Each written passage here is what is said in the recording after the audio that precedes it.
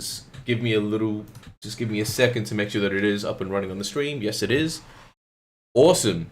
Let's start this and kick this one off. So, firstly, thank you guys for coming and taking the time to check in.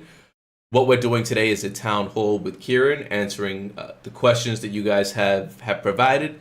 There is a lot of them, and I hope that we're able to get to as many of them as possible. With that being the case, and the amount of questions that there are, I want to be upfront and say we might have to skip out on the live questions and bringing people up this town hall. If it's really demanded, we can probably set something up in the next coming weeks. But we have a lot of questions that we want to get to, so let's just jump straight into it. So I'll just say some of the topics that we're going to be covering are things like development, game updates, roadmaps, economy, community engagement, and things like that. So you guys have provided a bunch of questions there. But anyway, to start off, Kieran, how's it going? How are you feeling? Good. I'm really glad to be back in Sydney, and getting back into things is very exciting. There's a lot to do. There's a lot to catch up on, and yeah, just really pumped to get all of these new features delivered. Yeah, I think we'll get to that. I won't jump in and give my feedback. Let's just jump straight into it. So the first topic that we're going to be covering is the roadmap. So anything to do with the roadmap and the future vision. The first question I'll ask is from Phobos. Very simple. When do we get multiplayer? Expand on that however you would like. So I took a quick look through these questions before we jumped on, and I would say probably over 50%. Some people were a little bit strategic, which I actually appreciate, and didn't start their question off with when.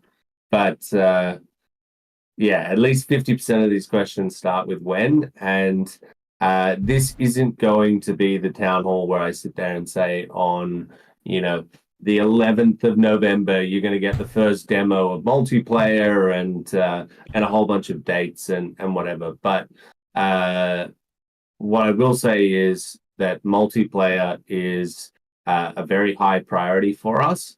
We've got the job which we're trying to do now in terms of the overworld is create more content and make it a lot more social, where it really feels alive and you can have fun in there, and it's not just I go and do this one thing by myself, capturing Illuvials and harvesting deposits and stuff. And multiplayer is meant to be one part of that really enhances that experience in Overworld. The when of it, as I said, I don't have, but it is a very high priority for us in the Overworld. Awesome. I'm seeing some people in the chat saying that they've already marked down 11th of November. So Sure. Good to know. Second question that we have here is from Patate. Another question, very strategic with the starting, is when do we get arena rewards and the competitive scene? So that is actually really exciting. That was one of the first things that I started working on last week. The airdrop and rewards need an overhaul, like without a doubt. And I'm not coming from the perspective. I don't have my airdrop hunter hat on. I'm coming from the perspective of the DAO. We are we're issuing a ton of rewards, which was always the plan, and the role of those rewards were to seed the community initially, get people into the system, loving the games, and having it as a way to earn on top of having fun. Right now, the way that we've got it set up is a little bit too task orientated, and we always had in our plans to switch things to more of a competitive type of reward system. And so what I will be proposing and what I've been working on is a hybrid for our rewards. So basically what that means is we're not getting rid of missions, and I do want to somehow also reward milestones as well. I haven't spoken to anyone on the team with this yet, but I think we can get to a point where milestones are still included. I don't love the idea of us just saying milestones aren't included, but part of this strategy will be taking, I would say, about half of the rewards that were for purely missions and milestones, and taking that half and putting it into things like tournaments and leaderboards. And so not just having tournaments for arena, which we absolutely will do, and also including Overworld in that as well. So one thing that I think was a little bit silly to go away from, and part of it was, we were releasing the mission dashboard and milestones, and people do love tracking that. But the hunts that we used to go on, they were a lot of fun. Those types of events where you get thousands of people that are all trying to go after a specific set of Illuvials, or different shards or deposits or whatever. Those types of events are really, really cool. And the way that I'm looking at it is being able to basically get to a point on the leaderboard where you receive an invitation to these events, whether that be a tournament or one of these overworld hunts. And haven't worked out numbers yet on these, but it'll be the top something, get an invitation to this, either a weekly event that we do or a monthly. In the case of tournaments, I'm thinking monthly, because I really want to start building that esports scene. And even though the product or the game arena and its modes, particularly Gauntlet, has a lot of quality of life improvements, a lot of new features that are coming to it. I think if we've already promised the community that we're going to be issuing a ton of rewards as it is. And so with that being said, I think it makes sense for us to actually start doing these tournament rewards now, and they're going to be huge, right? Like they're going to be very eye-catching headlines that Illuvium is doing another tournament that has massive prize money. And the idea there is it will still be Web3 focused, which I know there's some marketing questions coming up later, but our focus is on Web3 and crypto natives at the moment, and I'll explain that a little bit later on. But this is also a way for us to do a similar thing to what Parallel did, which I think they did a really good job of, where they're running these tournaments, and because it's such a big amount of prize money that these guys can make from Hearthstone, it gets them interested. And of course, you're going to get the feedback that, yes, that's an NFT game and whatever. But at the same time, it's a big enough draw card that people were willing to say, you know what, maybe we will go from Hearthstone and start playing Parallel. Yes, it's still in an open beta state, and they're adding a whole bunch of things, but the prize money is just too compelling. I think we can start doing that, and we're literally giving out these rewards anyway, and I feel like they're not very optimized, whereas something like this, maybe it gets a TFT player to say, well, shit, that's a huge amount of money that I can win. I better go and learn this game. And as long as we can keep the education side of things there, and the awareness of this is a game that is in beta. Gauntlet is not even 6 months old from when we started. I think it's been worked on for about 4.5 months. So there's a huge amount of new stuff coming to it. But you're welcome to play it in this state. And I think that's going to really, really invigorate Arena. And as we know, if we have demand for Illuvials, and a lot of this is going to come from Leviathan, where you're really, really incentivized to go and have the Illuvials in your wallet. That's going to create the demand on the overworld side, which feeds into the economy. And I think it's a much, much better usage of our reward tokens that we're giving out, even though it's still a little bit early. I feel much better with us focusing on that. Yeah, that makes complete sense. And yeah, very much so in terms of Gauntlet and the stuff that is coming. I think it is very exciting. I know the TFT guys have been impressed with what we've done so far, and I think with those improvements, I think it makes it a much easier sell. Moving on to the next question, and I'm going to say this one time now and never again. I'm probably going to butcher a bunch of these names, so forgive me. I'm not going to say sorry each time. Smizme asks, so a lot of players have suffered massively from the minting issues with IMX. He's talking about the small player base and the fact that we're dealing with these issues as it is. A couple of questions and dive into it how you want, but how is the team planning to fix the miserable IMX performance? Is IMX still the right solution? Are we planning on moving to another solution? Essentially just the chain that we're on, IMX, and what your thoughts on all of that is.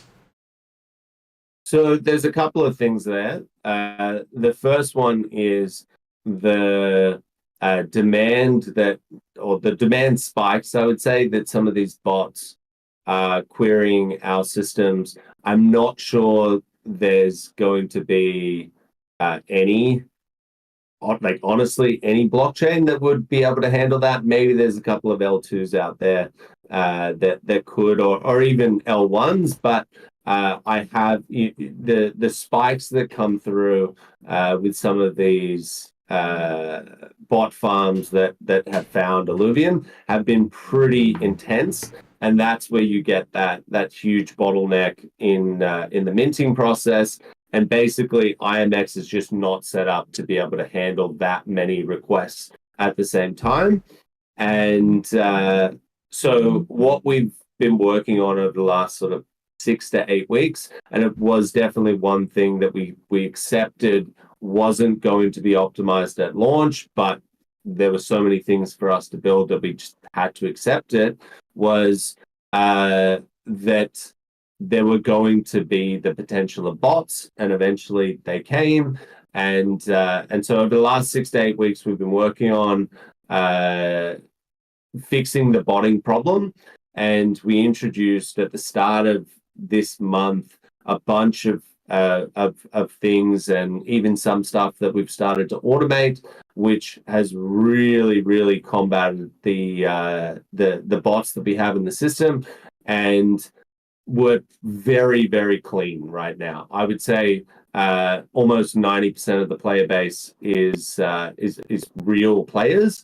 And when I say real players, obviously behind these bots are real people, but you can rest assured that we've done a really, really good job on that, even to the point of our own retention, I would say, in terms of our revenue. So the minute that we implemented this, our revenue went down because, as most of the players know, our system works in order to do regions, you need to pay a little bit of fuel to do that.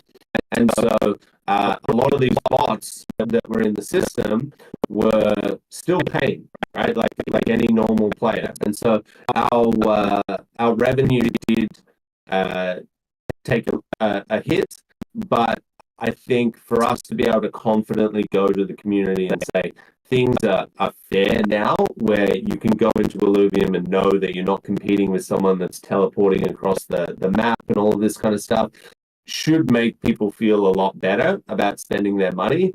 And I think that's more important for us than, let's say, earning revenue in the short term. So that's the first part of that. And obviously the second is, are we thinking about moving to a new chain? We've obviously, there's no secret. For the last 3 years, we've always kept our options open. IMX has been really good to us, and we're certainly not sitting here saying, "Yep, we're leaving Immutable." We've also had conversations with them about going to their ZK EVM chain, and but our focus has been solely on the launch, fixing a lot of the issues that came with the launch, and the blockchain side of it. While we're fixing these issues and they're slowly starting to get into a decent state, we're always open to a potential of making things better on chain.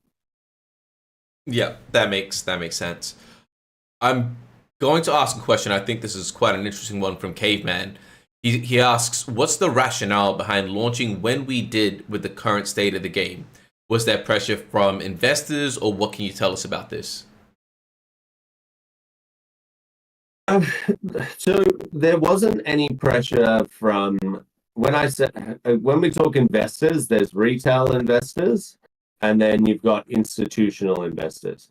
We've never received any pressure from any institutional investor in the history of Illuvium. Right now, maybe I know Teddy's on this call. Maybe he's fielded a bunch of things that haven't quite gotten to me, but for the most part, institutional investors are a lot less emotional than a retail investor, and for good reason. A lot of the time, they're not spending their own money. It's very rare for that to be a situation with a VC, and therefore, it's more about, do I believe in this team? Do I believe in this vision? I accept that there are things like delays. We would much rather this be, a long-term product that can give us the maximum return over a 5 to 10 year period. They're the types of investors that we ended up going with a lot of the time. And so they're a lot more reasonable than, let's say, a retail investor that's just gotten their paycheck, and instead of paying rent, they went and put money into Illuvium. You're going to get a lot more emotion out of that, and it's just the way it is. In terms of Illuvium, we decided to go out and build a decentralized studio. That means that there's a lot of input, there's a lot of transparency that we have to have with the community, and there's a lot of pressure that comes with that. And we sat down a month before launch, and we said we obviously know that we've got some glaring gaps. There's the games are all in a state where, yes, they're playable. Yes, a large portion of people will say they're fun, but there's going to be a large portion of people that say these aren't fun, and there's going to be critics. But we had to weigh up between another delay, which comes with its own issues. The community would have been upset. It gives people, those critics who sit there and say, "Oh, they're never going to release the game." It gives them more ammo, and so there's that on one side, and then on the other side, you've got this situation where you're thinking we could make the game so much better, and we can add one more thing and another thing and another thing, but at a certain point, you got to rip that Band-Aid off, right? And we're still in an open beta, which means the games are not complete. Like that, I cannot stress enough. And we knew that. And things were always going to get better. The stuff that we're shipping out next week is going to make Arena probably 50% better than what it was. Now, the question is, why would you launch then, right? That will continue to be the case, and would have continued to be the case if we didn't launch, and we could have gone a year, 2 years, 5 years before actually launching. And honestly, now that I've been in this position, I genuinely think that's what happens with a lot of AAA studios. They want another month. The difference is they a lot of the time are just building inside of a silo. There is there's community out there that they hype up a little bit over time, but it's nothing like what we're dealing with in Web3. And so we just had to make a call. And honestly, I think it's the right one. We are generating revenue, which is really good for our bottom line and our runway. And we just need to do what we promised we would do, which is just keep on shipping feature after feature after feature. And the last thing I'll say on that is the community right now is basically our players, our dedicated people that either they invested early, they were invested in the IP, they loved the idea of an interoperable universe, all of these things. They're the people that are probably going to be more forgiving. Now, I say that lightly because you can go into Discord, and when I say forgiving, they're not going to go anywhere, right? Like they've accepted that there's going to be shit that they don't like, but for the most part, they're more accepting. Now, I think in the next 6 to 12 months, we're going to get a huge wave of retail people coming into crypto, and naturally, they're going to start saying, I like games, let's check these games out. Now, the job that we need to do over the next 6 months is things like making Arena 50% better, Overworld, give it 2, 3, 4, 5 times more content, much more features to make it feel alive, make it social. Like all of these things, if we can do them in the next 6 to 12 months before this massive wave comes in, then it was a much better idea to launch when we did, because so many of these issues we're only finding out now because we're live. Right? If that was a situation when mass retail comes in and our game doesn't work and someone tries to put in $100 and they lose their money, then we're in a really, really bad state. Yeah, and so I know I said I'd refrain from putting in my own feedback, but I will just jump in a little bit here. I think with us launching, and you know this, you run a tight ship, and there's a lot of pressure on the team, and we are maniacs at the same time. Putting the game out essentially puts that pressure and forces us to develop much faster than, and not saying we weren't doing it already, but the game is now live. There's no dilly-dallying. We need to get things better as quickly as possible. So I would say that is also a benefit for us being live. Next question from Ramza. Megacities.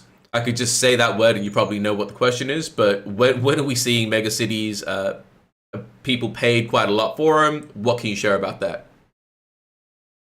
Yeah. Sorry. Yep. We had a meeting about megacities last night. We're hoping that we can still meet the deadline. A lot of people are saying, I've noticed are saying that, hey, you said megacities would be out 4 to 6 weeks after launch. That wasn't the case. What we said was 8 to 12 weeks. And it's going to be tight, but we're really working super hard in that team. We've just added 2 new developers to that team. We've also added a new game designer, and a economist has also come on board as well. So we're a little bit more rigorous when it comes to new features, particularly with Illuvium 0, which has meant that it is going to be tight, but we're really trying to hit that deadline of 12 weeks post-launch. Awesome. And sticking on Zero, minting blueprints. I know that was another big reason that people got into Zero. What's the timeline on that? So they've been working on that. That's the first thing that's going to be delivered. I would say that's pretty close to completion. Okay. Very cool. And obviously we'll be updating the community as soon as we get more information about that. Moving on to Dr. Spoon. So he's asking this, I'll let you take it in whatever direction. He's saying, is it possible to release 2 kinds of a vision roadmap, maybe quarterly? One for a short term with features already in development, so maybe one in the next 1 year, and a long term roadmap up to 5 years might be a bit extreme, but a longer term to see what the future is and what the vision really looks like when it is complete. Yeah, and I will say, and I spoke to the council about this last night, we definitely dropped the ball on a couple of things. Communication was one of them. It was a very, very stressful time at launch. We had a lot of moving parts that we needed to bed down and get done before actually going live. And post launch, everyone was very, very spent. Like I can't stress enough how much work went into that from literally every single department. And we needed to give people mandatory time off. And a part of that was we've hired a few new people in marketing as well, which the idea there is they're really going to help out with things like communication, but they were just being onboarded. And a lot of that communication is driven from me. I was at Gamescom, and then I had a week off, and so there was some gaps in communication. But absolutely, that is one of the things that I want to focus on this month is putting together what is the current roadmap in terms of this longer form roadmap. 5 years is way too extreme. And a lot of that is to do with we still have these protocols that we need to go through in terms of speaking to the community and figuring out like a new game, for example. We can't just go out and say, this is what we're building next. We need to go to the community, work out that it fits in with what our token holders are saying they want us to build. And obviously, again, it's not free reign. We want to come with an idea of like, this is what we're fairly certain we want to build for XYZ reasons. And the community can then come back and say, yep, we like that. So all of those approval processes need to be in place. So it would be a little bit vague if we were to come out with a 5-year plan. It would be like new game in 3 years, like that type of thing, which I don't think is what the community is looking for.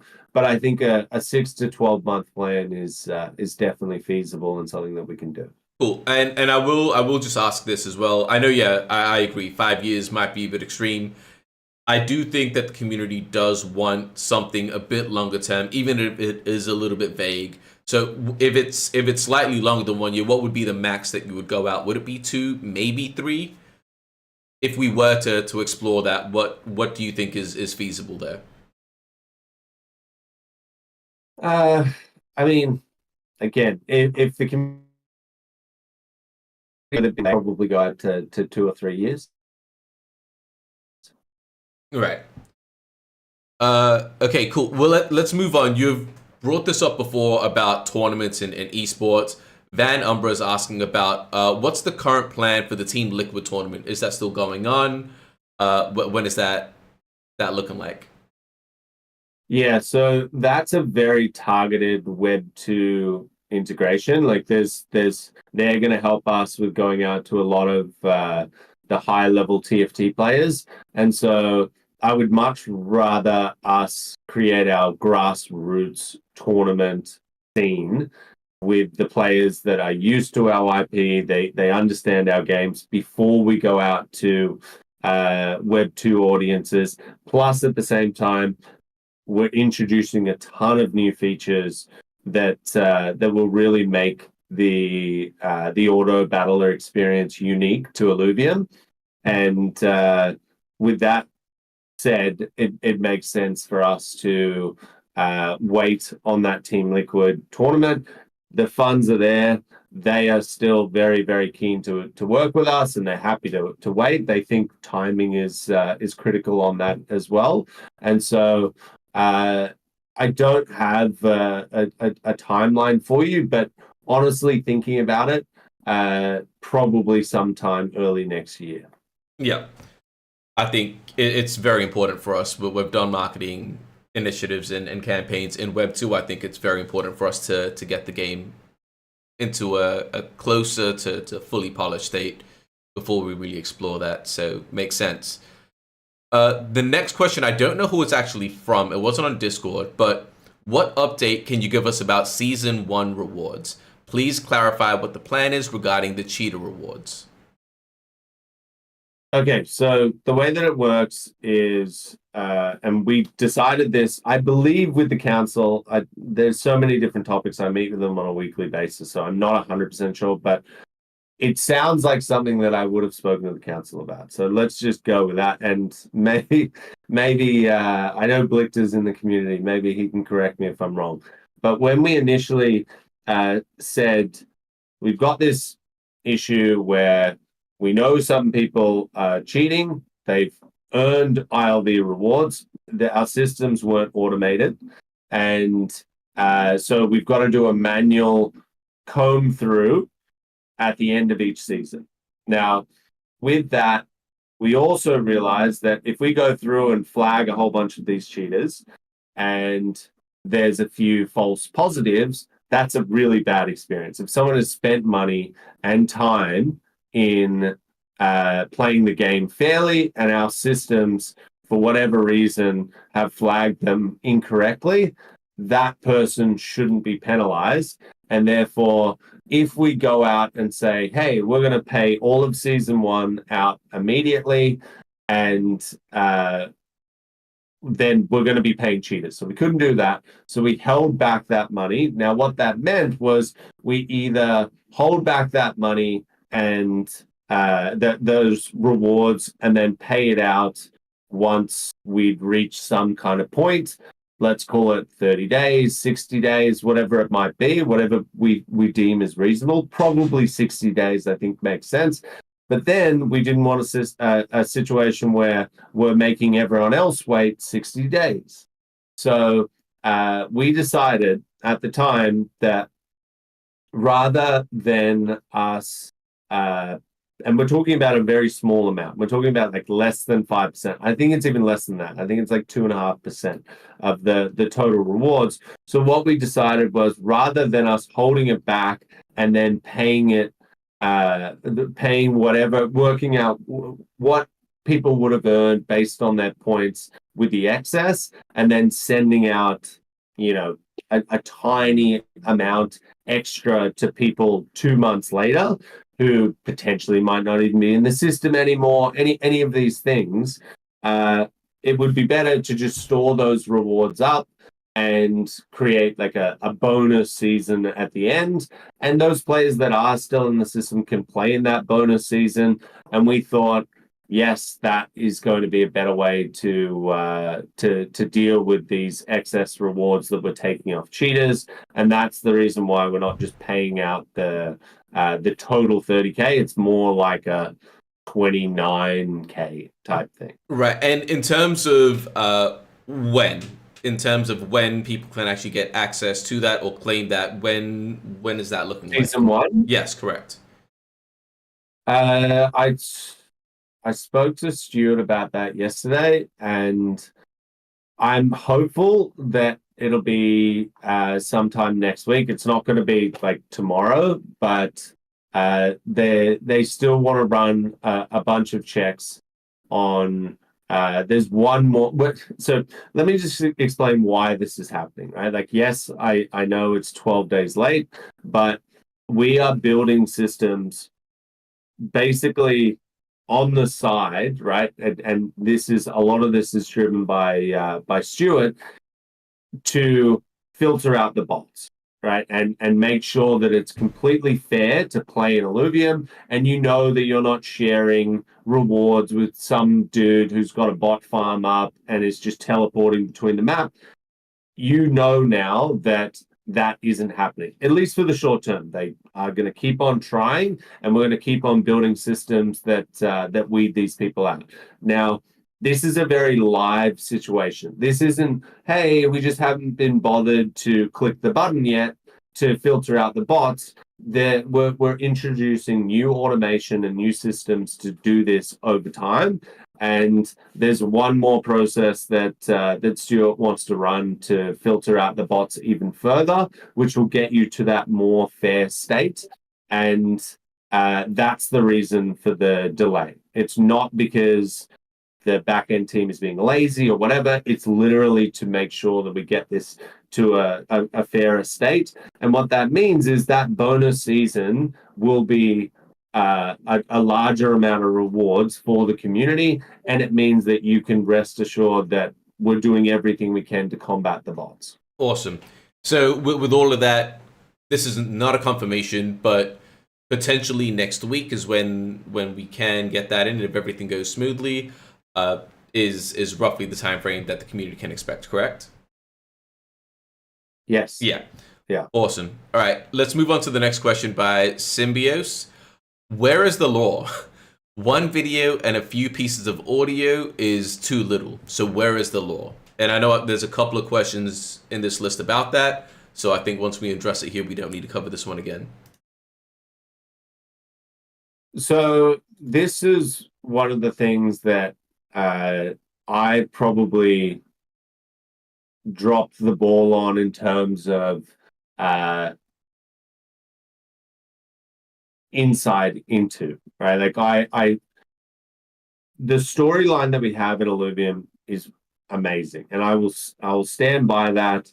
And I've read it many times. I know a lot of other people that have read it, and it's a really good storyline that I think everyone is going to love. But the delivery of that storyline, I think, needs to be much better. And we all know that, and we all accept that internally and externally. And it was one of those things that, and when I say I dropped the ball on it, I don't think it would have mattered, right? Like we didn't have enough time. There's so much resources that need to go into building this out, which we will do over the next 6 to 12 months. But I naively assumed that the storyline would be delivered in a better way, and the way that it's delivered right now is through the Xenoprints, and you're getting a diary entry essentially, but there isn't any visual content. There isn't any in-game feeling of progression and learning a little bit more as you go along, and that's what we're going to fix up. The important thing is while I won't say the delivery is easy, because it's certainly not, but it's straightforward in terms of what we need to do. Right? Like these quests that the questing system that we're building is going to have intertwined lore. The diaries are going to be through video formats, which is much more engaging. It's straightforward what we need to do. What isn't straightforward is building a story over a period of 2, 3, 4 years and actually making that enjoyable. So I think while we need to introduce that story delivery as quickly as possible, because as I said, when retail come in and genuine people who are Web 2 based gamers start investing in crypto again and think, hey, what good games are there? That's when we want to have in place things, and the story is so critical to that, it's not even funny, right? So putting us getting this in is up there with top priority, but at the same time, if we didn't have this really good, compelling story that I think people are going to love, I would be really freaked out. Right? Like if I went into Confluence and I was like, oh my God, the story's been deleted or whatever, then I would be a little bit freaked out. This is a better situation because we just need to deliver it. And we will. It's one of those things that over the next 6 to 12 months, we will make sure that the storyline is done its justice, and you'll see a big improvement there. And I know a lot of people have backed up the story. Everyone agrees that we need to see more of it. The story is phenomenal. There's no denying that. We just need to make sure we can convey that to the average user, because yes, the story is incredible. Next question from West Swagger 98. When will the game be translated to other languages? I know it's something that we've discussed, Kieran. Obviously, the order battler market in China is huge. I've been pushing that for quite some time. But yeah, when will the game be translated? What are the plans for that? So we don't. It's quite costly to do it, and we don't have a date for you again. But it is something that is on our roadmap to do at some stage, and yeah, that's pretty much what I can say there. Okay, no problem. Next question, a bit of a tougher one. Keen to get your perspective on this one. Senekia, do you think it's acceptable to have a bunch of broken augments when it completely breaks every arena game? So essentially what he's saying is there are certain augments currently that are completely bugged out, that just, you're having Klings do 10,000 damage, things like that. He's asking, why have we kept these things in? Why haven't they been addressed or turned off? What's the situation there, and what are your thoughts about it? So again, this is more quality of life back-end system. So one thing that we've been talking about for a long time is the ability to quickly turn an augment on or off and remove it, and do it in a modular way where it doesn't break more systems by removing that item. And we just haven't quite gotten to that state yet. It is obviously the ideal state that we want to be in. We don't want to have to push out a full release, a new patch every time we want to update a small thing or change the balance of one or two different Illuvials or stats or whatever. But it's not quite there yet, but it is something that we're building towards, and it's not going to take too much longer for us to get there. Awesome. Yeah, I think that's a huge system that we can get in place that just makes this way more efficient. Yang Hologram asks, what are the 3 parts of the project that absolutely, positively must be delivered by the end of the year?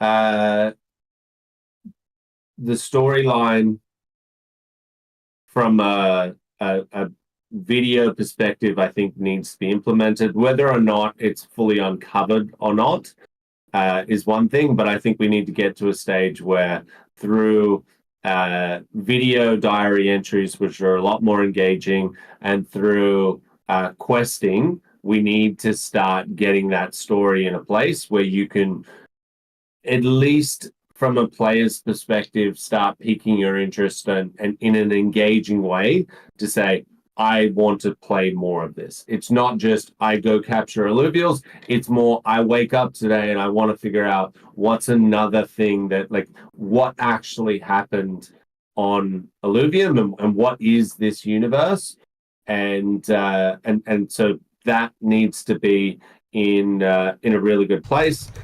The onboarding needs to be fixed from the top down in terms of the payments, in terms of the wallet integration, in terms of being able to transfer assets. Things like the Illuvidex needs to be fixed. The fuel exchange needs quality of life improvements. There's so many things from like a systems onboarding standpoint that just must get better, right? Like by the end of the year is really a generous state is what I would say there. And the last thing is setting up our competitive scene. I think that is the key to igniting our economy across the board. We need demand, and we've always said this. It's not something new.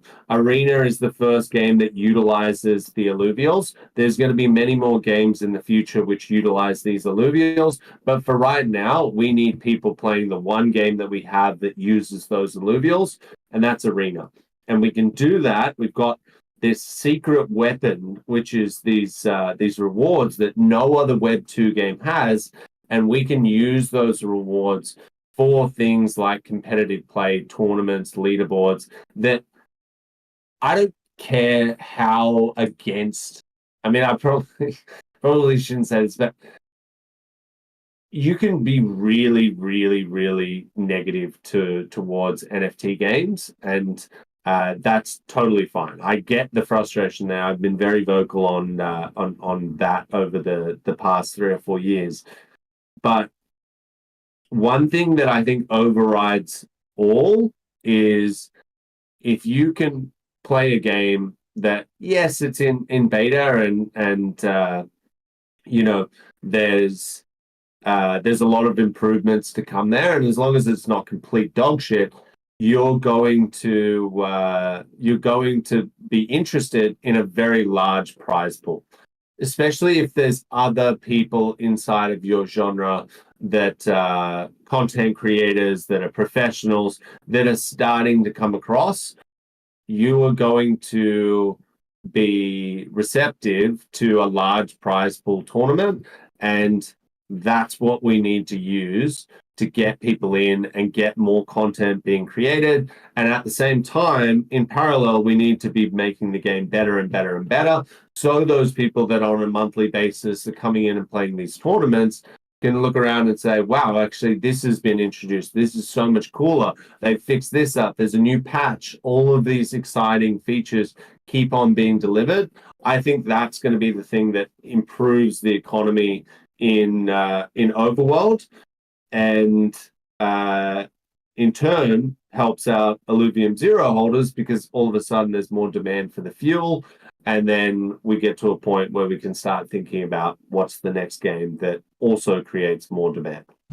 Awesome. Great answer. One thing, this wasn't on the prep sheet, Kieran, but I've seen it in the chat, and I think it is a valid question regarding the roadmap stuff. Mobile, arena or mobile, where are we at with that? What can you share about that? Anything at all? So we've already started the process of optimizing our graphics.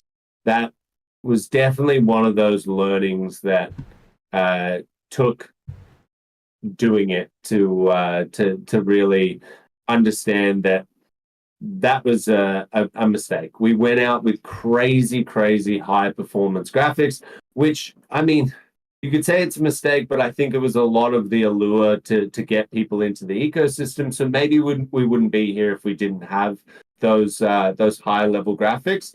But one thing that I think is becoming glaringly obvious now is we've lost accessibility. There's so many people that want to play Illuvium or download Illuvium and try to play Illuvium and can't, right? And that is not a good situation to be in. So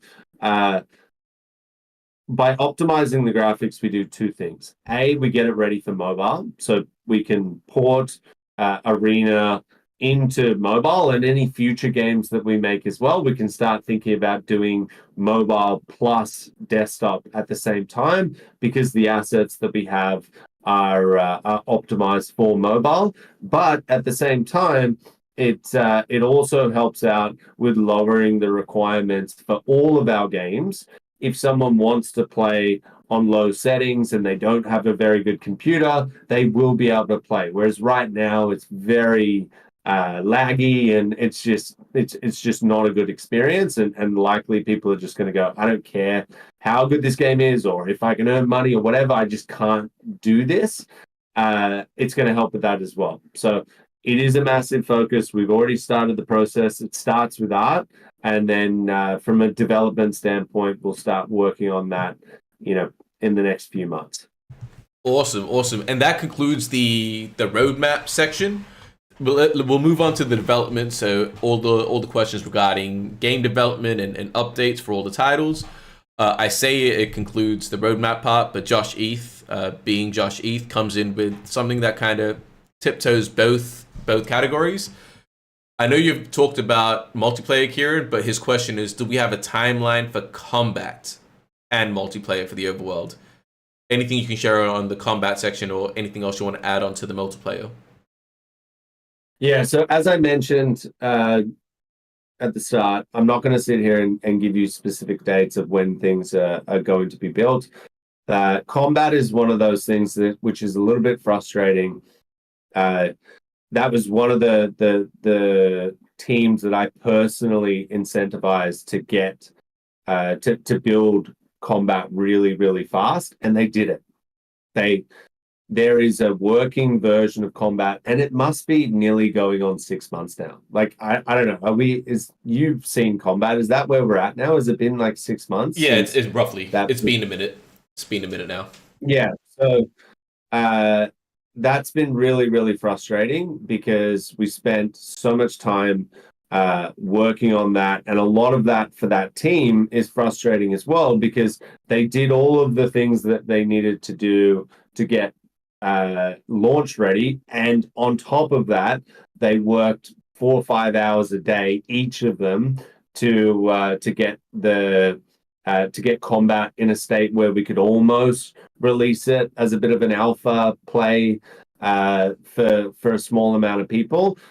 The issue with it is we need to work out how, and we've already started this process. The game design team is working on this currently. We need to work out how combat is integrated into the overworld. We need to work out where does the auto battler sit in terms of the current combat, and how is it going to fit in with the story elements and the lore. And we just hadn't done that, and so it is frustrating because we've already started on a trailer for combat as well to show you guys like this is how cool it is. You can have an alluvial fight with you almost as like your pet, as some of you would refer to them. And there are a bunch of cool things where you can do like your omega attack, and it's a really, really cool thing, but it needs to be done well, right? We don't want to just come out and say, hey, here's combat, and it's like a Power World, see you later, and people get sick of it in 2 3 weeks, right? Like we need to do it justice, and we need to work out how to integrate it into the game design, and that's what we're working on now. Again, frustrating because that would be one of those things where I would have loved to have said, this is how quickly we can work. Now that we have a really good baseline. Sorry, I hope I'm not losing my voice. I had a lot of meetings yesterday.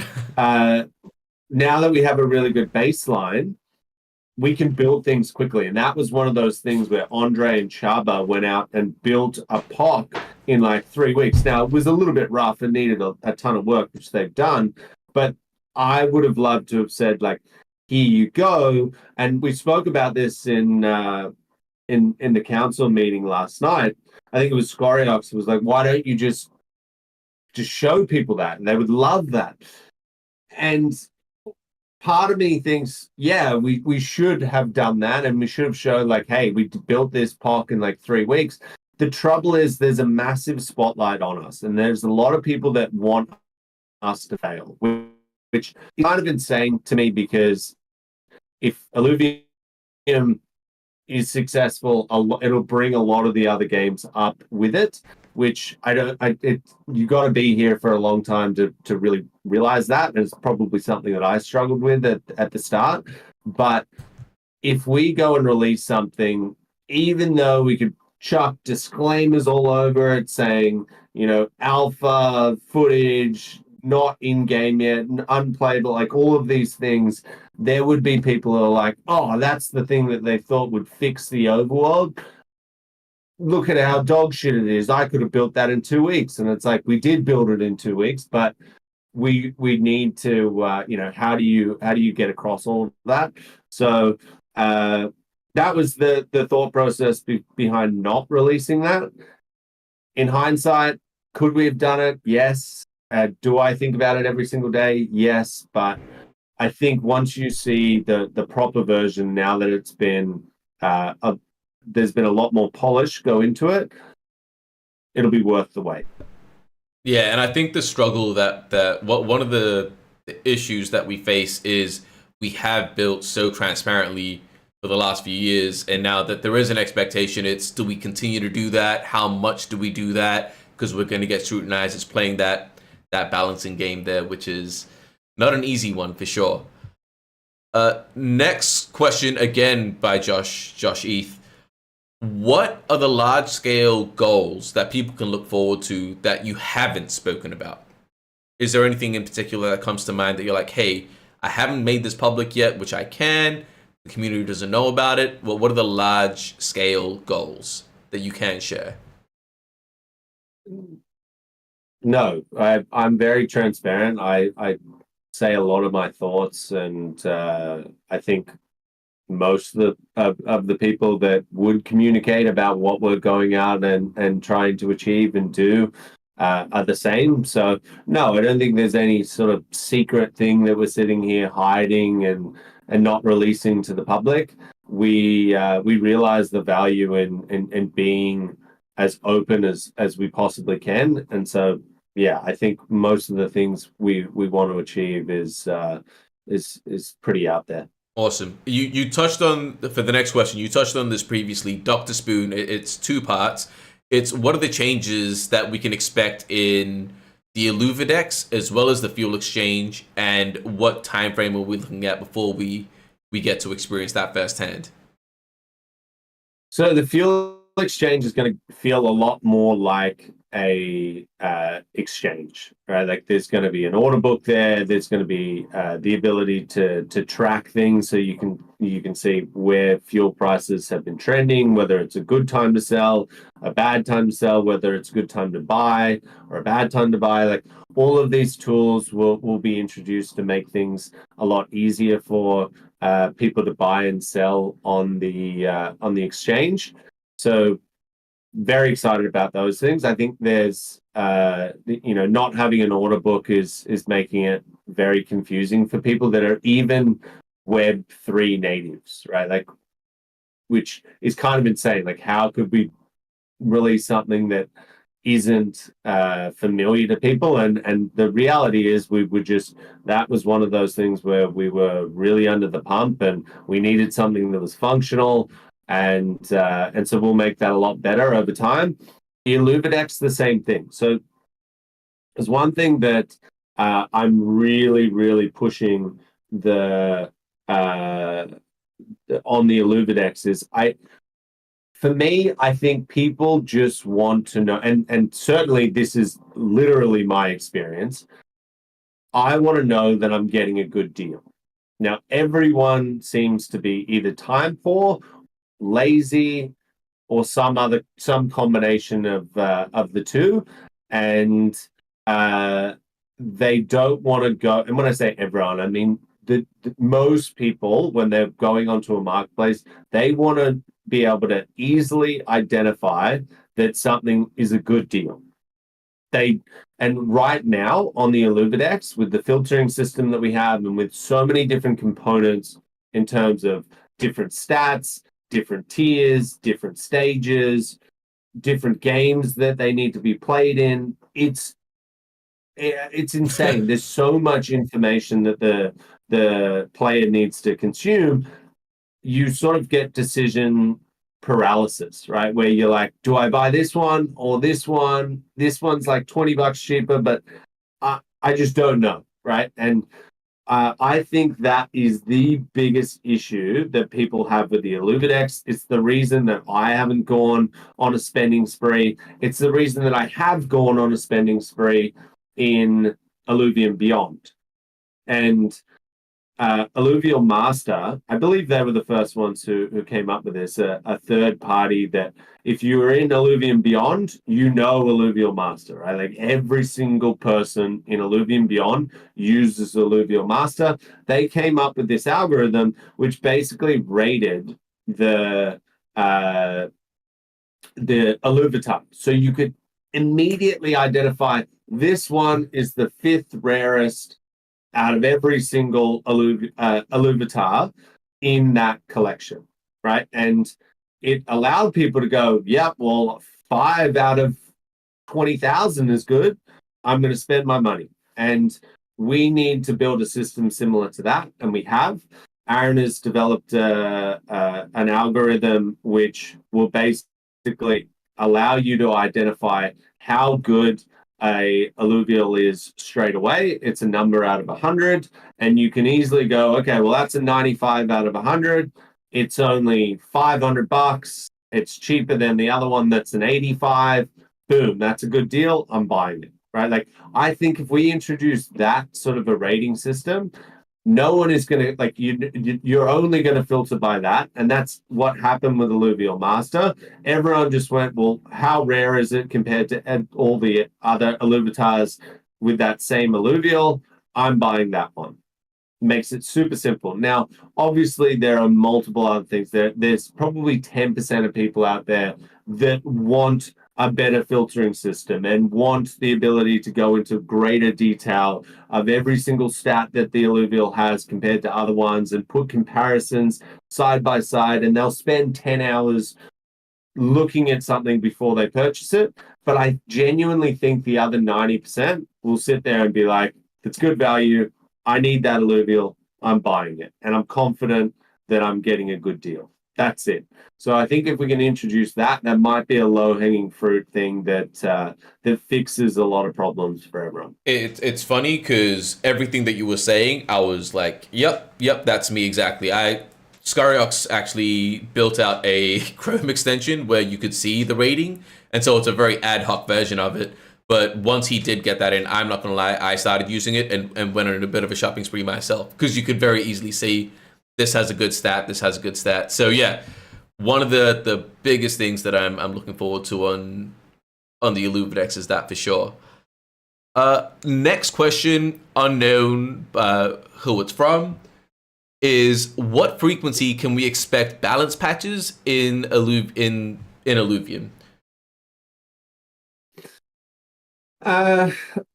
So there's going to be two types, right? There's going to be like hot fixes that we want to be able to introduce, and that's what I was talking about earlier on.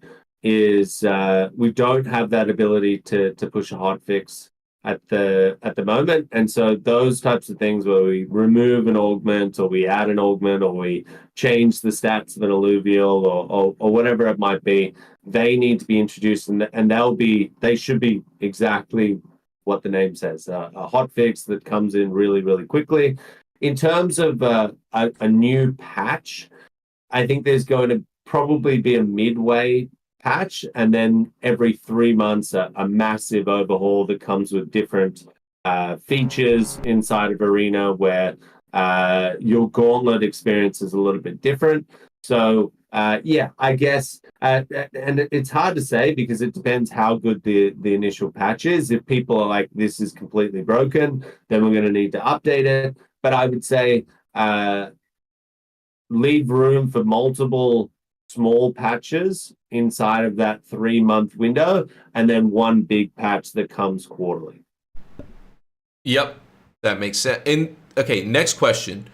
I know you've touched on this a little bit already, but just trying to get a little bit deeper here. I know we're at the hour mark. We'll try and hopefully get through as many more in 30 minutes, or if you've got time, maybe extend it a bit after that. Question from Garth. Since the games have received criticism around gameplay loops being boring and too expensive for what they provide, what does the team intend to add and change to the existing games first and foremost?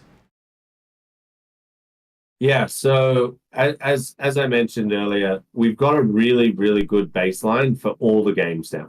Illuvium 0 has so many new features which we intend to build over the next 6 to 12 months.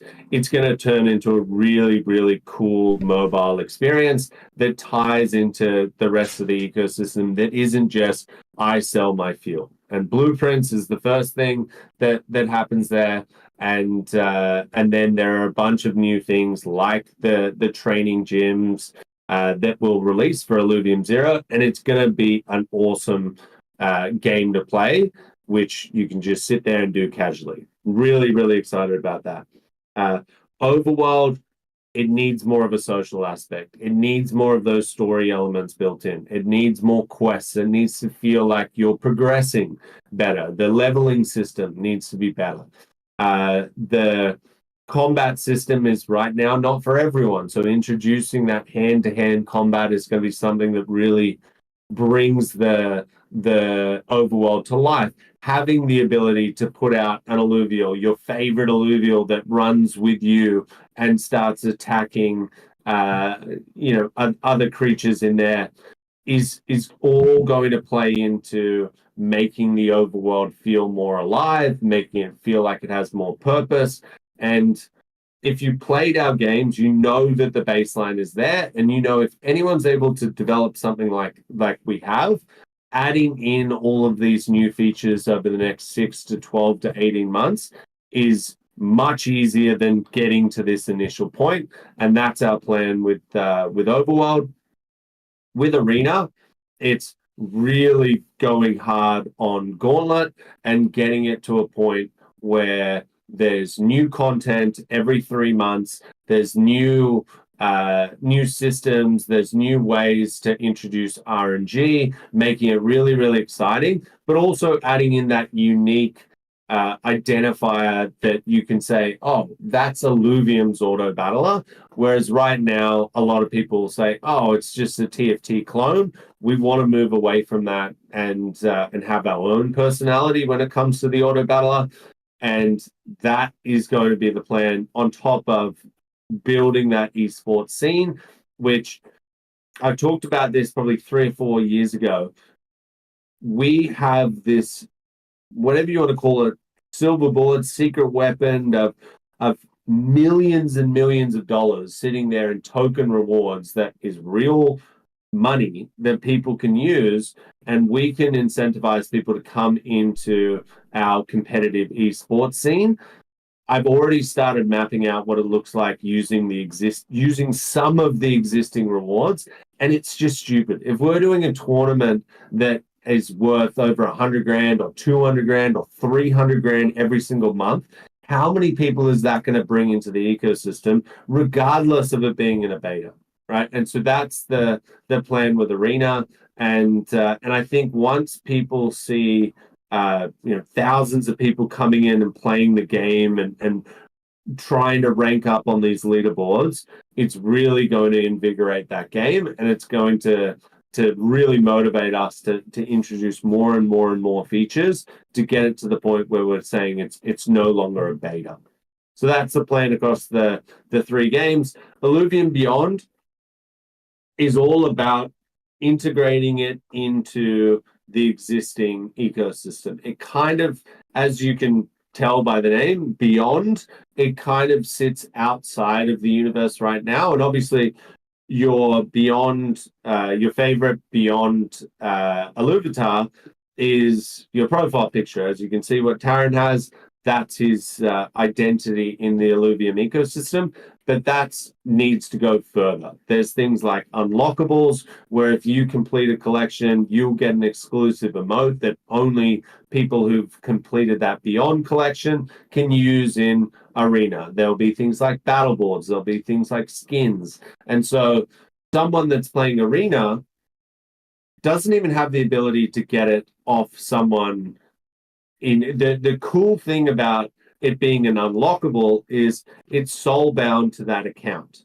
So you can't even go onto the marketplace and see something in Arena and be like, whoa, that guy's got the craziest emote, or that really, really pissed me off.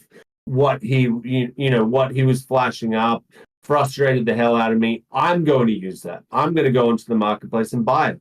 You won't be able to do that. The only way that you'll be able to get that emote is if you unlock it through Illuvium Beyond, which is another way for us to say, hey, look at this other product that we have over here. There's a really cool game where there's collectibles and it integrates into all of the other games in our ecosystem.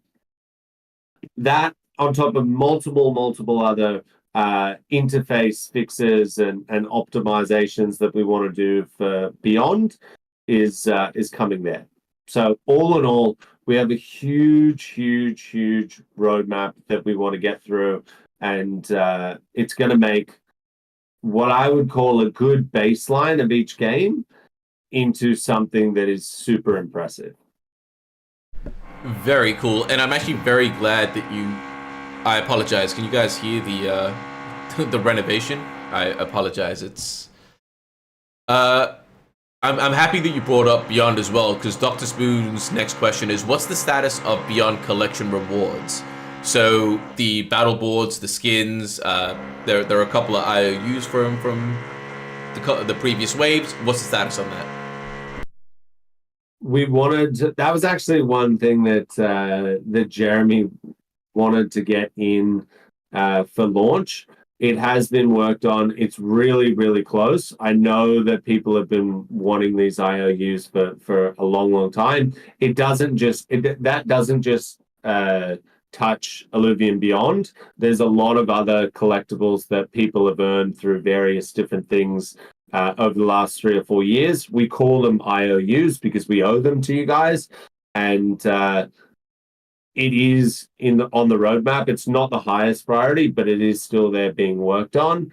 And again, I don't have a timeline for you, but I promise you we're trying to get those out. And the reason is it is revenue generating. I think if people get these collectibles, a lot of them you could only get in, say, the balancer sale. If people remember that thing, there's going to be so many people that have entered our ecosystem over the last 3 years that have no idea that those things even existed, right? And so by us getting these IOUs out to people, I think it's going to stimulate trading because people are going to say, well, what the hell are these NFTs? I can't go and buy them from the cosmetic store. I had to be there early on. So it is a priority, but it's just not the top priority. Yeah, and that makes complete sense. Okay, final question in the development side of things is from Sakta. Again, that I don't know how to pronounce that. What are your plans to improve the onboarding process and address issues related to the immutable passport wallet? I know you touched on that before, but what are the core issues that you're finding with the onboarding process, and what are the plans to rectify that?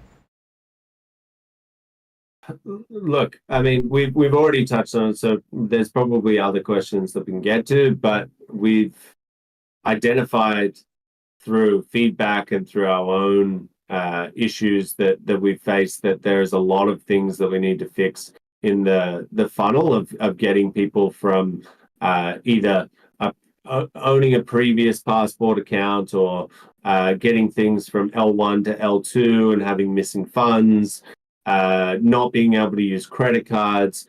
All of these things we're working on. Some of them have already been fixed. I think the biggest one that people will be excited to hear about is we're probably a week or two away from being able to introduce credit cards into the system. And that alone, I think, is going to be a big help for when we do start bringing in Web 2 players. If there's an easy credit card option, it's going to help out massively.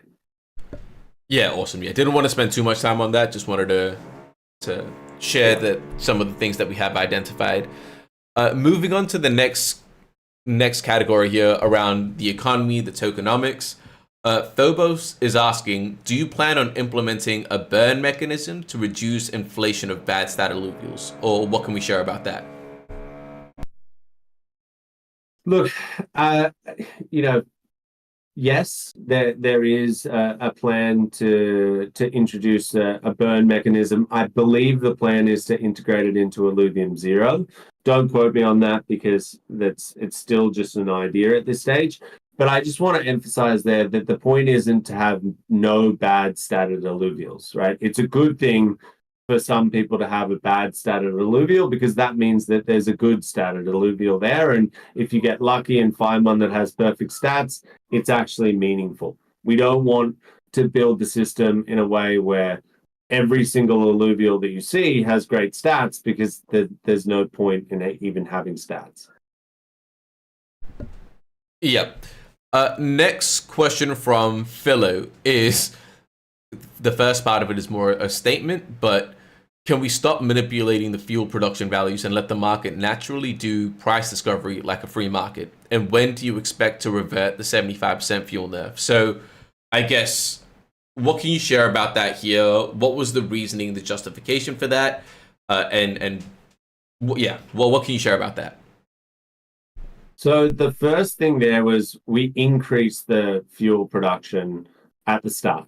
We had a situation where we wanted to launch we wanted to launch 0 and fuel generation about a month prior to the launch, and that would have put enough fuel in the system to meet the demand, and it would have meant that people aren't just paying at the top fuel price, and they wouldn't have to wait, right? And that didn't happen. And so what we had to do is increase fuel production massively at the start so people could get to that state and there wouldn't be complaints in the overworld side of, I don't want to keep on paying at the top rail price, make more fuel enter the ecosystem.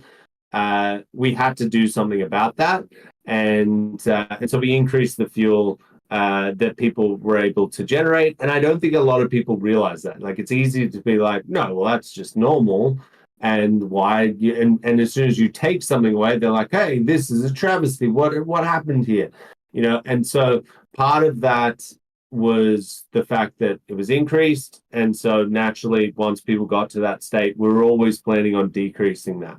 Now, it wasn't 4x, I'll be completely honest with you. It wasn't a 4x increase that we did at the start. And so we did theoretically nerf it a little bit.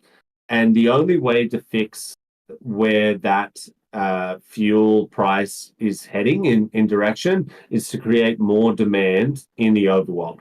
Now, to do that, we need to get people playing in Arena and wanting to own the Illuvials more, so they buy them off other players and they spend more money going into the overworld and capturing these creatures. There isn't some magical fix that we have in order to get for people to be able to sell their fuel in zero and just get money from it, right? If there's not demand there or enough demand there, then the prices are going to go down. But I will say we're introducing a lot of things.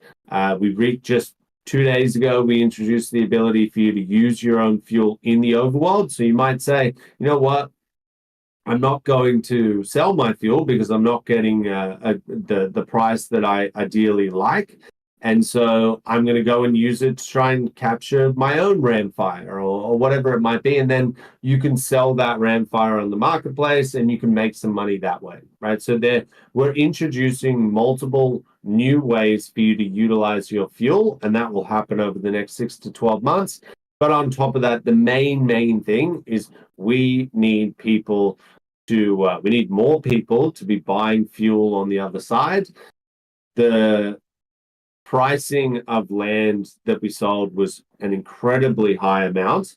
And remember, we didn't do that at a fixed price. We did that Dutch auction. So if you bought at a price that you accepted and you thought you were going to, if that's what you cared about, that you were going to make your money back and through selling fuel. Now, we've gone into a bear market subsequently, and with that, there is less demand than what I believe landholders anticipated, which I think makes sense. It's in my head as well. And but if things turn around very, very quickly, there can be a situation where the demand in Overworld outweighs the amount of fuel that's generated. And I guarantee you, the fuel, the landholders that will be the first people saying, increase our fuel production. All of the fuel is being sold at the top rail. The Overworld people are unhappy. Give us more fuel, right? And we will do that. So like it goes down one way, it can go up the other way, and that's built into the system. Ideally, that's automated, so it doesn't feel as sort of clunky as what it did. But, I want to stress that it goes both ways. Awesome. And the fact that you brought up the top rails and the railing for fuel in general, SILV2 currently purchasing at the fixed top rail price. What can you share about that? Is there a fix incoming? Yes, we do want to fix that. We are looking at the solution. It's a little bit more complicated than just simply saying, hey, let's just allow people to spend in SILV2 and they get the pricing, but the lower pricing. But yes, it is on the roadmap to fix that. Awesome. Next question. It's a little bit outside of the game specifically, more about the DAO and Illuvium Labs as a whole now. The next 3 or 4 questions, and then we go back into the game. Symbios is asking, what are the numbers for daily active players since mainnet launch, and are you happy with the revenue? I know you touched on it in Skyriox's interview with Sam. Don't know if you want to double down on that here, but what can you share about that? Sure. Yeah, so we had we had about 30,000 in the first month, which only included 5 days, right? Or what, 6 days maybe. And then our active players last month was 58,600 or something like that. I gave the exact number in that AMA that I did with Scoriox. Yeah, it takes. I know that dashboard takes time to load. And in the second part of the question, in terms of the revenue, how happy are you with that? Obviously, we did want and expect a lot more, but I think you mentioned it wasn't a bad start. Just yeah, what do you think about that part? Yeah, so look, there's a couple of things there. Obviously, I was hoping that revenue was a lot higher, but at the same time, I'm very wary of market conditions, right? Like if you've been in this space for long enough, you know that naturally things can change very, very quickly. And for us to be in a position where we're generating, what we are, and with a few caveats there, one being that fuel crates were in the system, which definitely has an effect. That was $1.1 million worth of fuel in the system. There's also a whole bunch of SILV2 that's being burned, about the equivalent of SILV2. Maybe a little bit less. I think it's about 40% is being burnt. So if you take all of those things into consideration, the revenue that we've got in our first month, with market being where it's at right now, I'm actually okay with it, right? Like okay with it. Am I sitting here jumping around in happiness? No. But as a baseline, and with how many improvements that we're bringing to all of the different games and new features and new games in the future, I'm pretty confident that things are going to turn around, and it will be at those levels that people are expecting, but it just might take some time. Yeah. All of that makes sense. And moving on to the next question, the classic question, and it actually goes into some of the other stuff that you have talked about the next 6 to 12 to 18 months with our Runway. So what are the plans regarding Runway extensions and growing revenues further? So I think it's what are the plans to extend the Runway? What levers do we have to pull? I know you have mentioned that you're not worried about that. What's giving you that much confidence, and how do you convey that same confidence to the community and the investors in the space?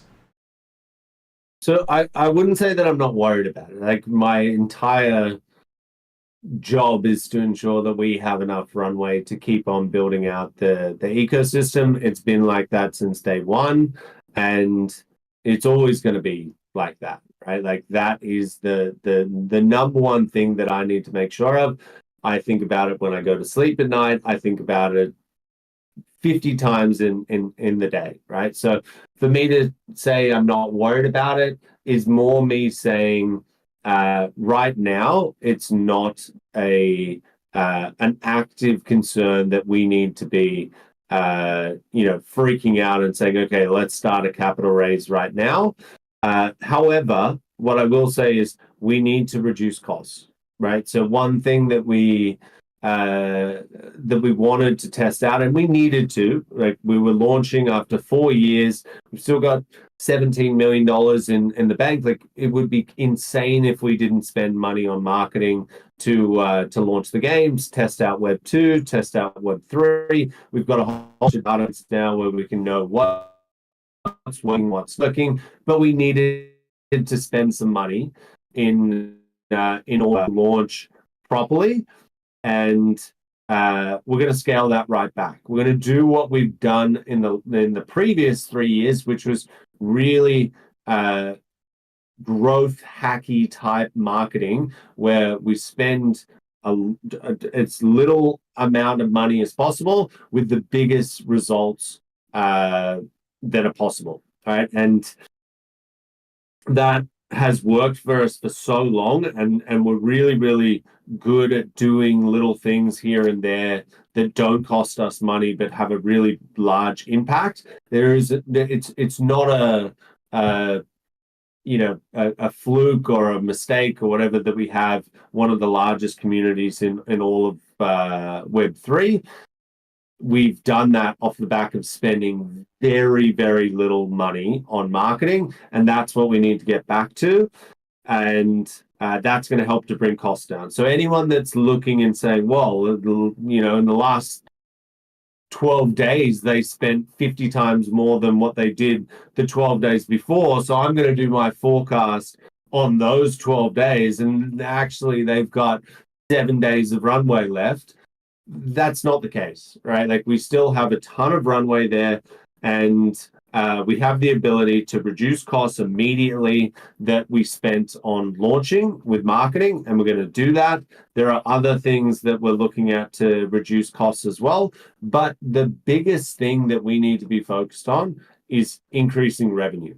It's really hard to reduce costs, and it's much, much better to increase your revenue, right? And as soon as we start talking about reducing costs, we start thinking about, okay, this is going to take a little bit longer to develop, and then is that going to affect revenue, right? And so it's always a better situation to be generating more revenue than reducing more costs, but they go hand in hand. And so we're going to do that over the next 6 months. And if the market turns while we're doing that, and we look back and we think, oh, well, we didn't need to do that anyway.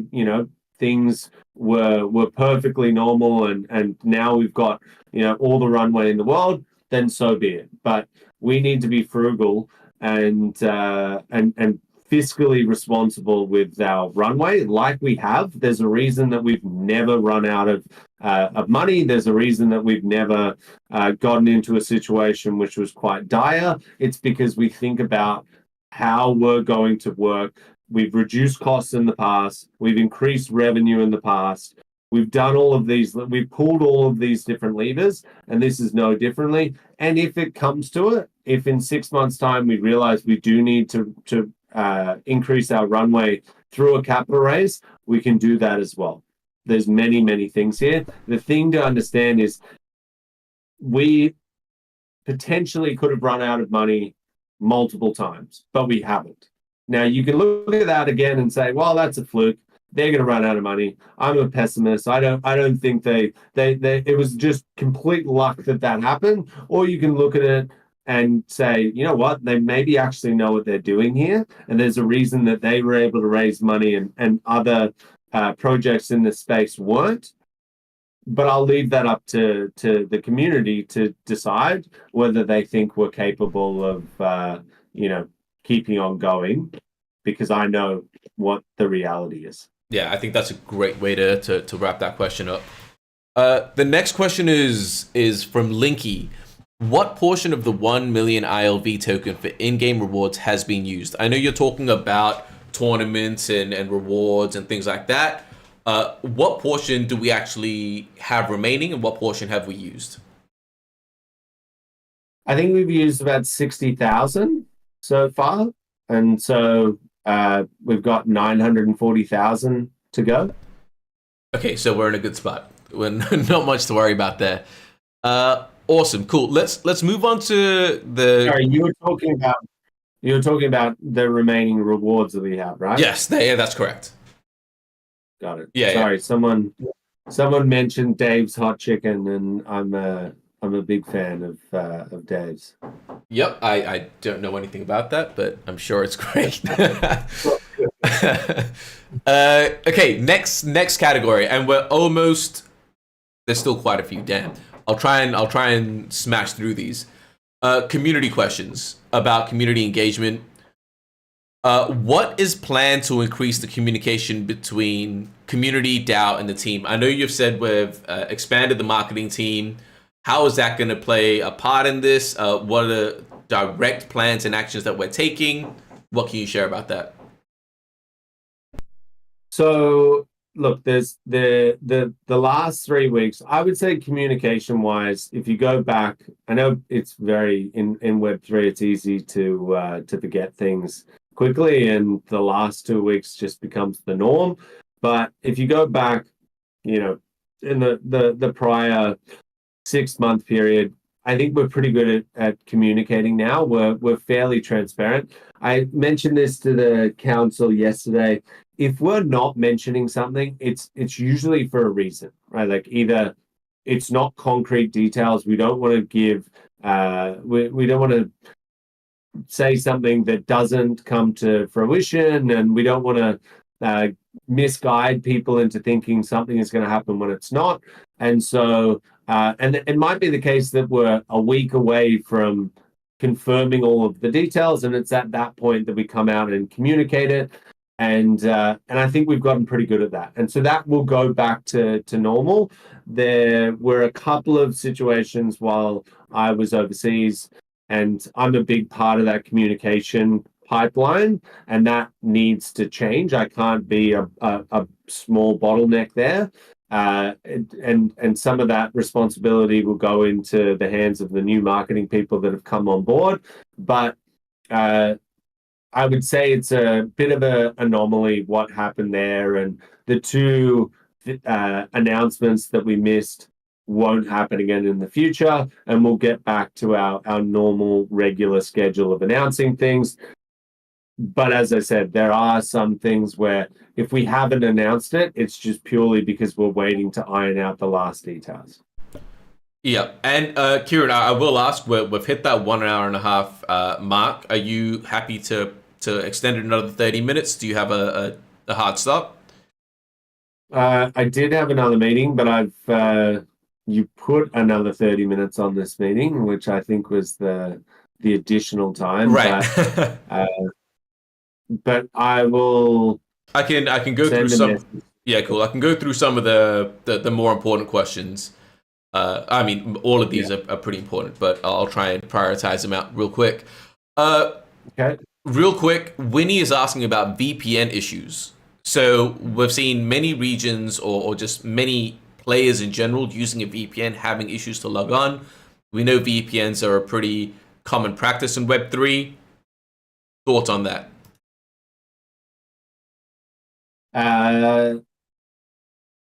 So part of that is part of our strategy to block the bots that are being used is causing people with VPNs to also be blocked as well. So a lot of the VPNs use data farms. Unfortunately, part of our strategy is blocking these data farms. Almost everyone who uses them is using them because it's really cheap to run bots. And in that case, it's better for us to just block them. And yes, there are some people that will be using a VPN that utilizes those data centers, and there's just nothing we can do there right now, at least. But what I will say is there are some people that were being blocked initially that have switched VPN providers that can bypass those issues. Okay, so there are definitely solutions out there. All right, another question. So before mainnet launch, Kieran, you mentioned that the next big goal would be a new game. This person feels like it's better to focus on improving what we have before we go into that. What are your thoughts on this? Obviously, we want new games. That has to be a thing moving forward. With the current games, the state of the games now, how much of a priority and how much effort, just so we can clarify and full transparency, get this out to the community, how much effort and priority are we putting into this new game that we do talk about, that we do hear about in AMAs, compared to the current games? Nothing. No. So I don't know where. I just assume that if people are quoting me on this at some stage somewhere, I said we're focusing on new games. I think they missed the point. Whenever I say we're going to build new games in the future, I always caveat that by saying, right now our focus is on the existing games. And I think in that question when I read it, and I only read it super fast before this, so I might be wrong, but I think that person even says, why wouldn't you be prioritizing the existing games? And I read it and I was like, we are, like, obviously we're not just going to dump those games and say, hey, they're good now, let's build a new one. No, our focus right now is on the existing games, getting them, as I said, we've got a good baseline across each game. We need to add a whole bunch of new features, which the end goal is so they can compete with their mainstream competitors. That is the main goal.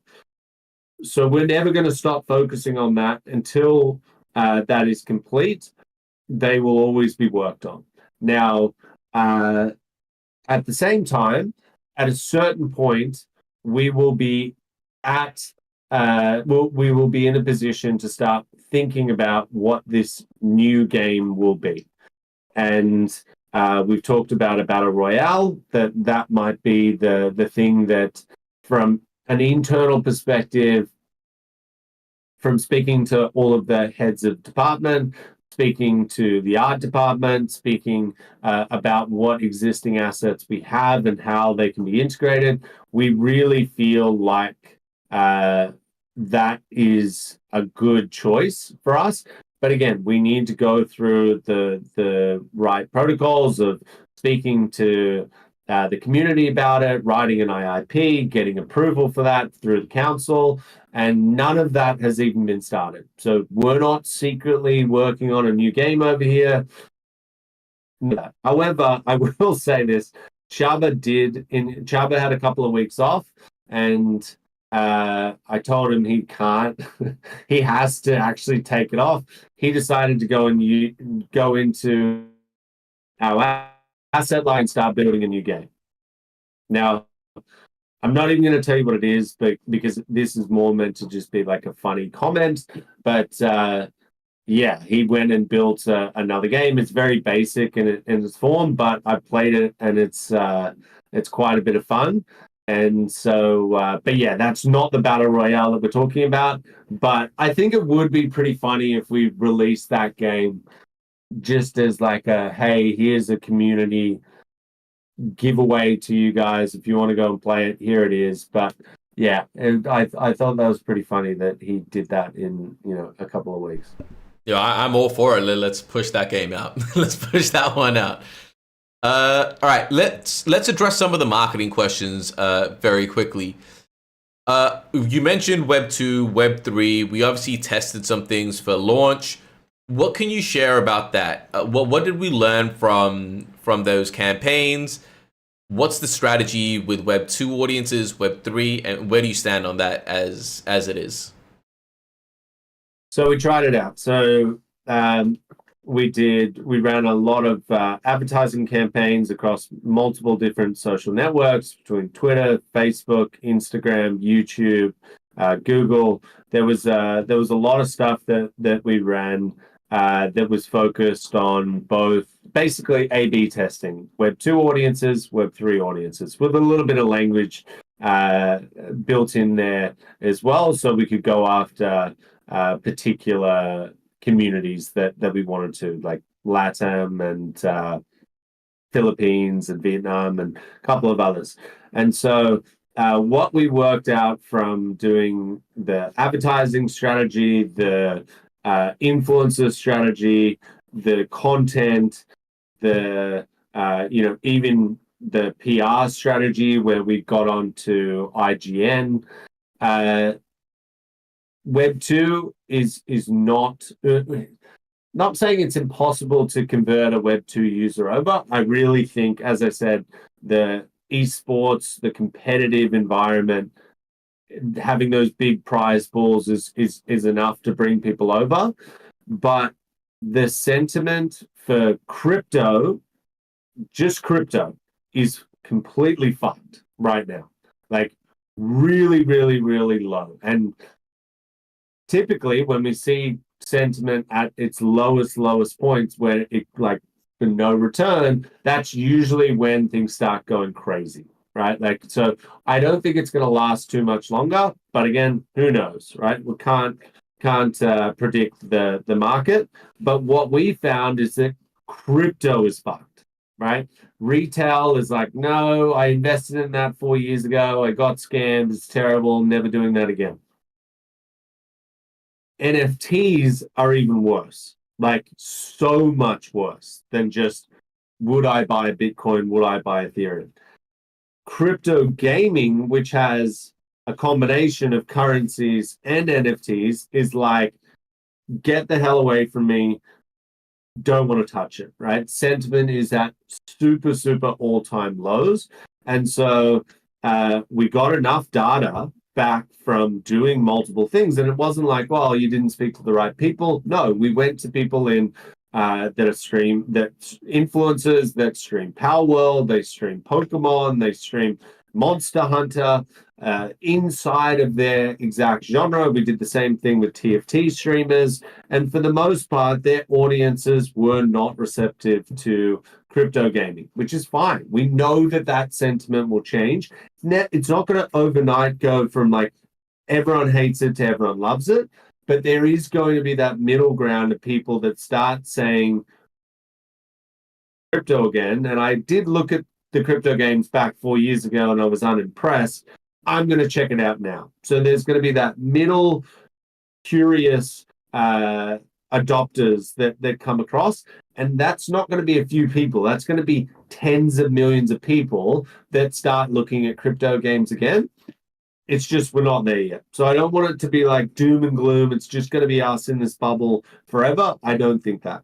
But we spent a bunch of money, not a crazy amount, but enough to test it out.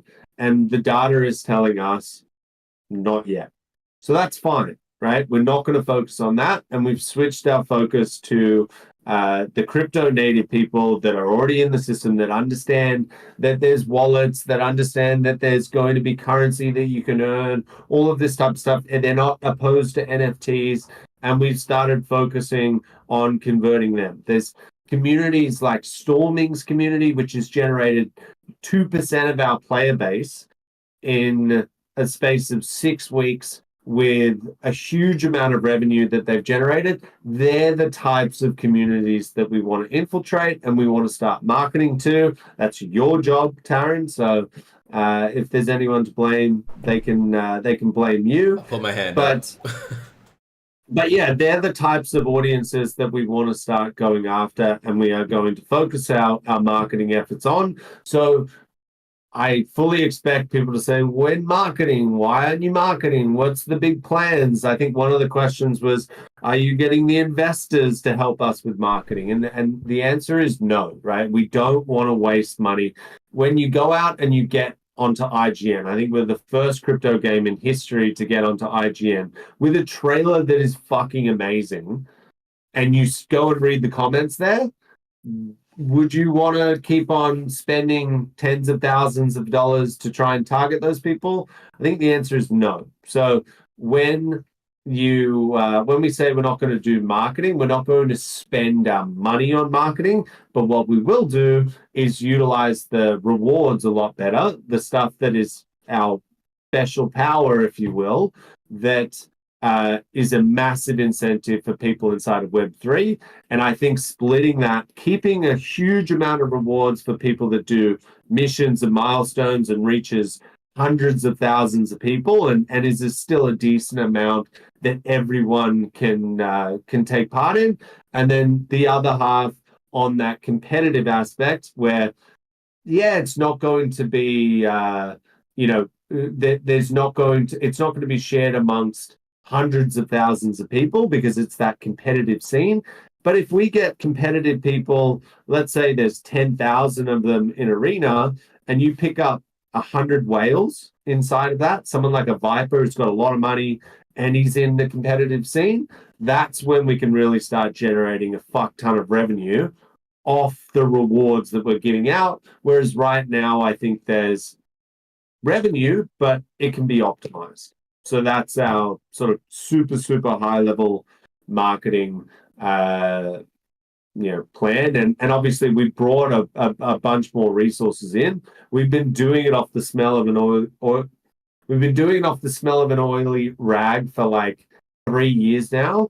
And there's people like Rich who was doing like 3 different jobs at the same time, working like 15 hours. You yourself were the only person in influencers managing the Alliance program. We brought more resources in because we want to be ready once we're ready to really pull the trigger on this in likely 6, maybe 9 months.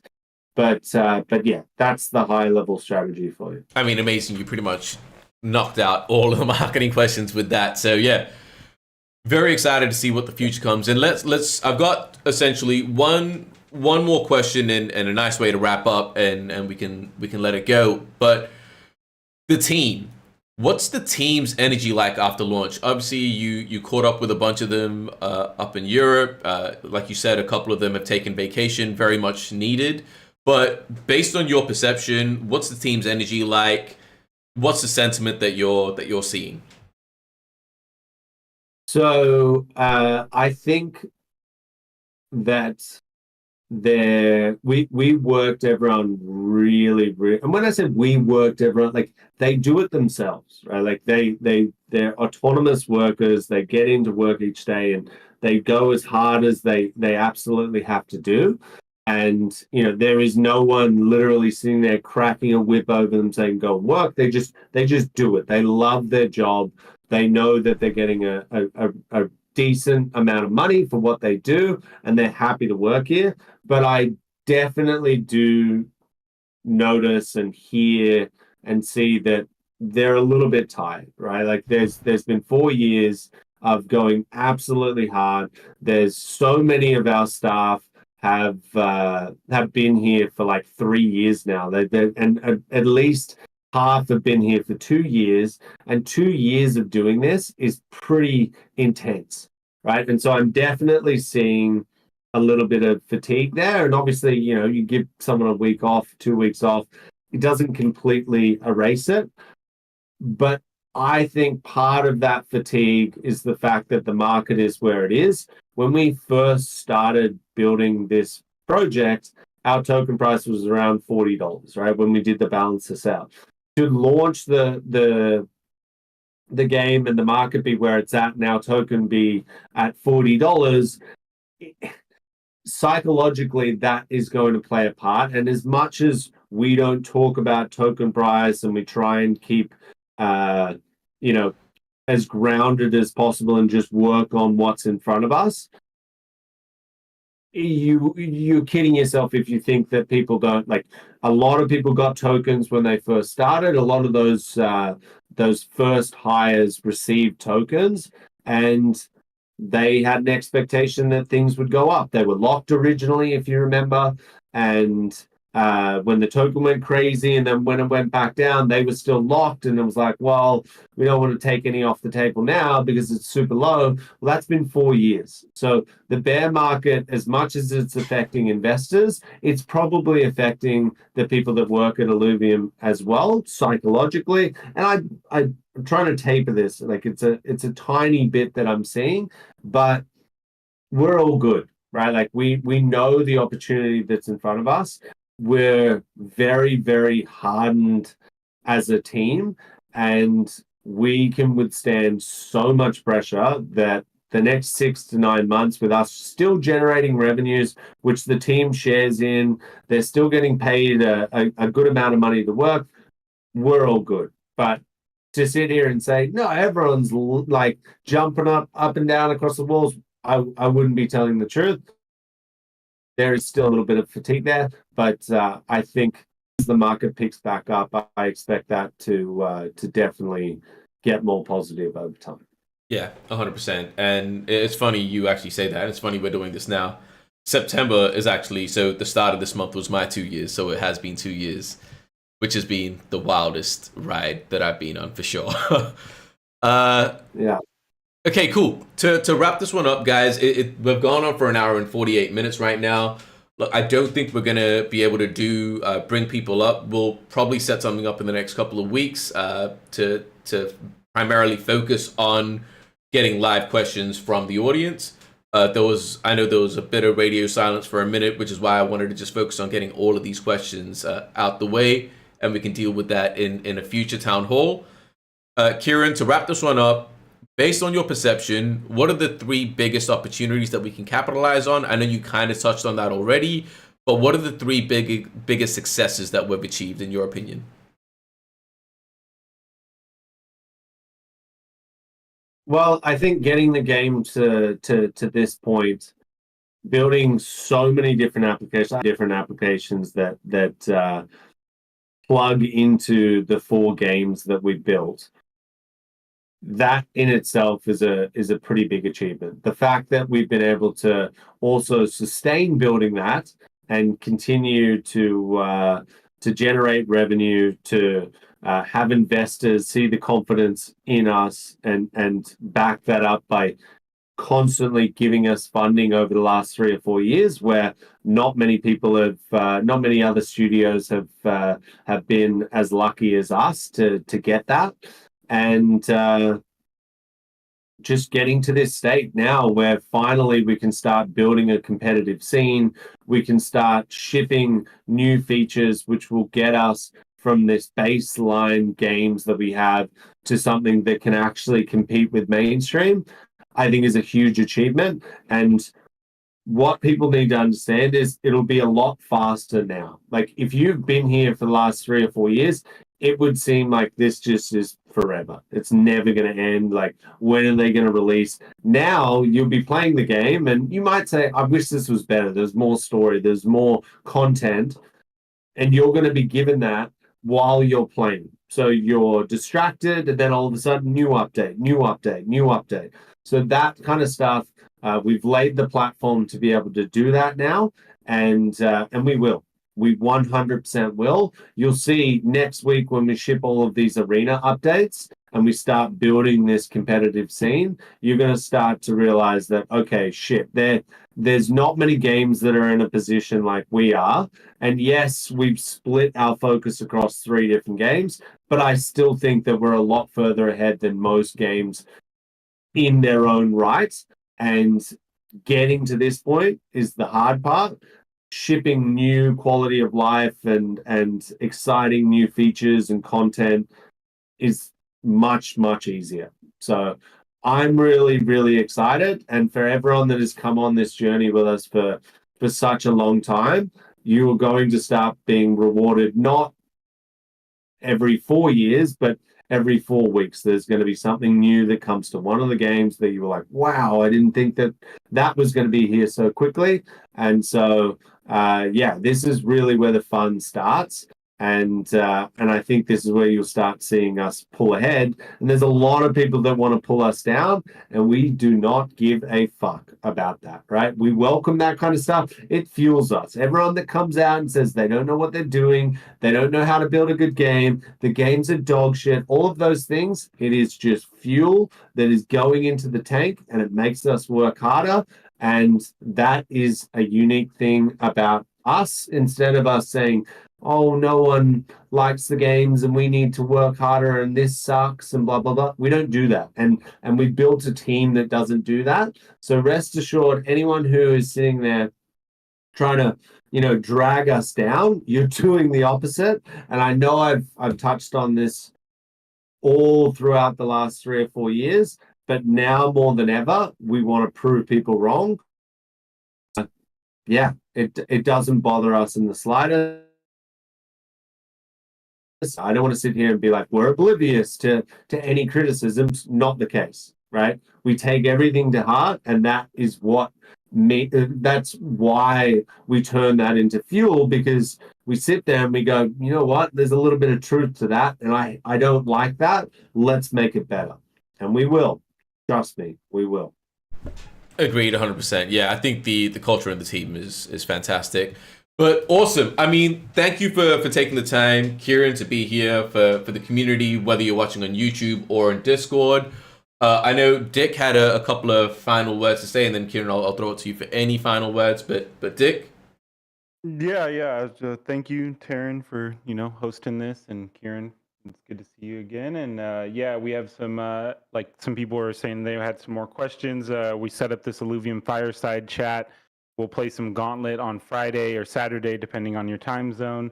But we'll have Stuart there, who's our new CTO. We'll have Daniel, who's head of security, basically. And I invited Kieran. I think it's pretty early for you, though. But so if you have some questions, we'll try and do these fireside chats to, just have some more communication with you guys from some people that are specialists in their department, and we'll play some games too. So yeah, that'll be this Friday. It's in the events calendar, so you guys can check it out. And I think that Hype is hosting another Gauntlet tournament this weekend themselves in the Discord. So a lot of fun activities coming up. So yeah, Awesome. just wanted to mention that, and thank you guys again. Awesome. Thanks, Dick. Awesome. Awesome. Kieran, appreciate you. Everyone else, appreciate you guys. We'll chat soon. And yeah, enjoy.